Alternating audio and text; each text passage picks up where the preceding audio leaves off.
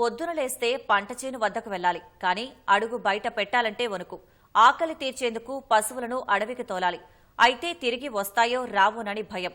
ములుగు జిల్లా ఏజెన్సీ ప్రజలకు పులి సంచారం కంటి మీద కునుకు లేకుండా చేస్తోంది. ఇప్పటి వరకు ఎవరిపై దాడి చేయకున్నా ఎప్పుడు ప్రమాదం ముంచుకొస్తోందోనని హడలెత్తిపోతున్నారు.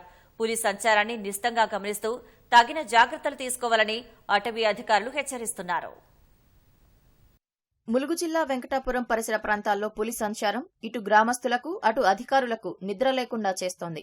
చెలిమల డోలి అభయారణ్యం మీదుగా కొత్తగుంపు బోదాపురం అటవీ మార్గంలో పులి ఆనవాళ్లు భయాందోళనకు గురిచేస్తున్నాయి.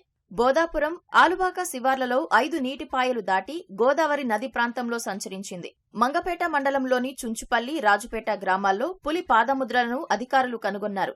రాయల్ బెంగాల్ టైగర్ గా భావిస్తుండగా పాదముద్రల ప్రకారం 6-7 ఏళ్లున్న మగపులిగా అంచనా వేస్తున్నారు. మరో 2 రోజుల్లో పులి సంచారంపై పూర్తి స్పష్టత వచ్చే అవకాశం ఉంది.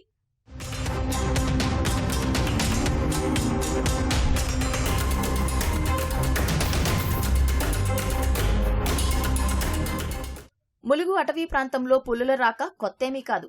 4 ఏళ్ల క్రితం కన్నాయిగూడెం మండలం భూపతిపూర్ చిట్యాల అడవుల్లో వ్యాఘ్రం తిరిగింది.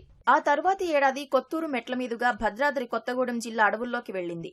ఇప్పుడు అటే వెళ్తోందని అధికారులు భావిస్తున్నారు. అయితే రైతులు రేయింబవళ్లు పంటల వద్ద కాపలా ఉండాల్సి రావడంతో పులి సంచారంపై భయాందోళనలు వ్యక్తం చేస్తున్నారు.